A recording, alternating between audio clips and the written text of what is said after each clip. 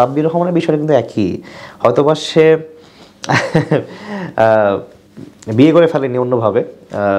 বিয়ে তো আসলে করা ফরজ, বা বিয়েটা একটা ধার্মিক একটা আমাদের রীতি, সেটা যদি সুন্দরভাবে হয় তাহলে তো সব কিছু সুন্দর হয়। আর সাব্বির রহমান, ওই যে বললাম, সে তরুণদের ক্রেজ ছিল, সে মোটামুটিভাবে সবার চোখে ক্রাশ ছিল।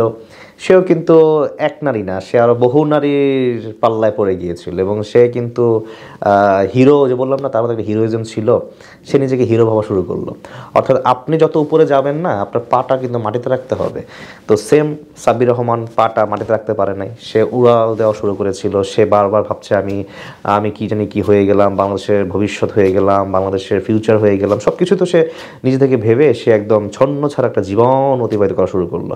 সে নিজেকে পলিশ করে নাই, সে নিজেকে ইমপ্রুভ করে নাই, সে নিজেকে ধরে রাখে নাই। তার ফলশ্রুতিতে কি হলো? ওই একই, অর্থাৎ নারীদের পাল্লায় পড়েছেন তো শেষ হয়ে গিয়েছেন।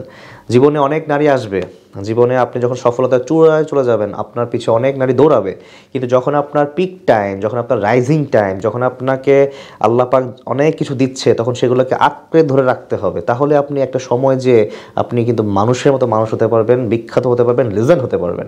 কিন্তু আমরা কিন্তু অকালে হারিয়ে যেতে দেখেছি আমাদের এই নাসির হোসেনকে, আমাদের সাব্বির রহমানকে, আর অনেকে নাম নাইম বললাম, যেহেতু দুজনের নাম আপনি বলেছেন। তো আমরা মিস করি নাইম, আমরা মিস করি নাসির হোসেনকে, আমরা মিস করি সাব্বির রহমানকে, যদিও তাদের এখনও কামব্যাক করার সুযোগ আছে। আশা করি তারা সব ভুল শুধরে আবার নতুন করে যদি পারে তাহলে এটা আমাদের জন্য ভালো কিছু হবে।